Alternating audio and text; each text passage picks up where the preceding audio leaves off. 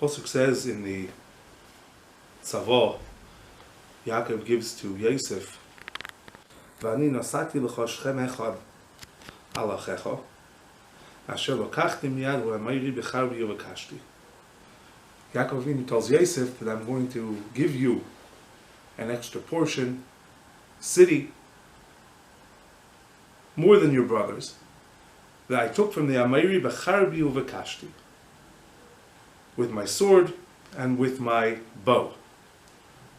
Rashi tells us, b'charbi uvekashti, hi chachmasei usfilasei. Chachma and Tefilah. Mefarshim point out, Rashi doesn't want to explain the simple explanation, sword, bow, Shechem, they went and they killed Shechem, either because Rashi knew that Yaakov was unhappy with what Shimon and Levi did, and therefore he wouldn't take on that. I did it, b'charbi uvekashti.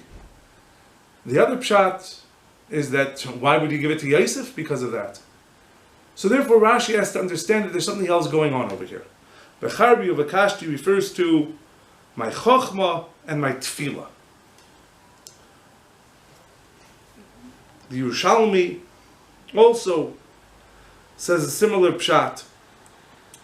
Not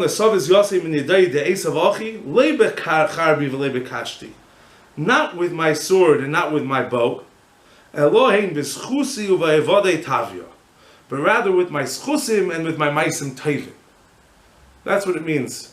Not with cherev and keshes, literally, but rather with maisim tovim, schuyes. Aber Unklus, Targum Unklus translates a little bit differently. I give to you an extra chelik, more than your brothers, that I took from the hands of the Emiri, bitzleisi uvevausi. Sleisi uveusi literally is Tefilah, supplication, davening. What are the two terms? Tzidua Briskerov explained. When we talk about weapons, we have a cherev, we have a keshes. A sword, a bow. A sword is dangerous in and of itself. A sword is sharp. You touch a sword laying on the ground, you can cut yourself. But a bow, the arrow, it depends who's pulling the bow. Only someone is able to draw the bow, that arrow can damage. But the arrow by itself doesn't do anything. Says the Targum Onklus that the reference over here is tzlusi uvausi. My davening and my supplication. Says Briskerov, what's the reference? Chazal tell us that anyone who has, Gemara and Baba Basra, anyone who has a sick person in his house, so you need someone to daven. So you should go to the Chacham. And that Chacham should daven for him. Evidently, someone who has more schuyas in Shemayim, so his tefillas are more neskabel. That's a keshes, that's a bow. You need someone to pull the bow, to draw the bow, and that shoots the arrow, and that arrow can do its job. But then there's also something called the cherev. In davening, there's something called the cherev. And that cherev, says Briskerov, is the nusach ha-tefillah that was niskan al yidei anshe knesset hagedayla. Shemona Esrei. Person davens a Shemona Esrei.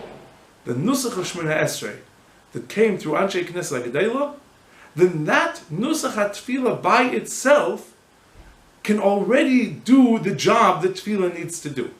And obviously, the more a person, the more kavanah a person has, and the more he knows about it, and the more that he puts into it, it does a better job. The same as any cherev, the same as any sword. Someone goes and a strong person wields a sword, obviously it can do more damage than a weak person. But the sword in and of itself can do the job also. The sword in and of itself can do damage. The Tefilah of Shemona Esrei, the Chazal were Mesakin, that looked through Nefesh HaChaim, Umehem Hoyu Kamen Nevi'im, Nefesh HaChaim goes on to say is that there's no such thing as two Shemona Esreis that did the same thing. The kavanos that Anshe Knesset Gedela put into the nusach of Shemona Esrei is Ein Sof. That's the Dimyan Techerev. So we have now the concept of Tefilah coming out from this pasuk. Two aspects. There's one aspect is the type of Tefilah, the nusach HaTefilah, Nimshal Techerev, of that which Anshe Knesset Gedela set up. And then we also have the nusach of Keshes, which depends on everyone's personal supplication, depending on how much he puts into it. Those are the two types of Tefilah. We can add to this. Chazal tell us, and the Rambam Paskins also brings this down, is that Tefilahs Avos Tiknu. The Avos were Mesakein Tefilahs. Avram Avinu was Mesakein Shacharis, Yitzchak was Mesakein Mincha, and Yaakov was Mesakein Ma'ariv. Simple explanation, Mesakein Lashon Takon, is that they set and they made a Takon L'Deiris, that this is a chiyuv on us to do these three tefillahs. Rebbe Lopian understood a little bit differently. Lashon Mesakein is that they fixed the connection of these tefillahs. There's pipes, there are tzinairis of hashpah that come from Shemayim. And there are, if you will, the wires that the tefillahs go on to get to Shemayim. Those tefillahs of Shachris, Mincha, Ma'ariv, Avos Tiknu, they set up those tzinairis, they set up those wires, they set up that connection.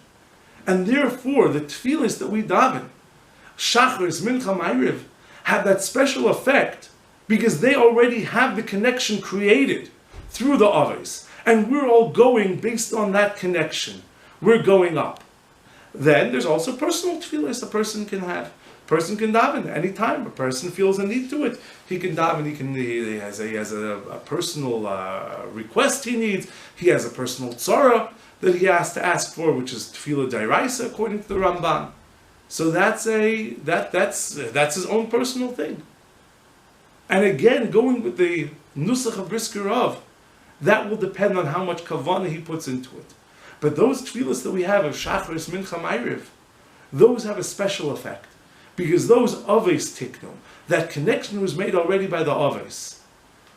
The Indian that we learn from this parasha, from these psukim, from these words in this pasuk, is that there's a connection that we have. Sai in terms of the nusach HaTefilah, and Sai in terms of the time of the Tefilah, that we have the tefillahs that are set up through Chazal, Shachris, Mincha, Ma'ariv, is an opportunity that we have to make sure not to squander. We shouldn't waste that opportunity.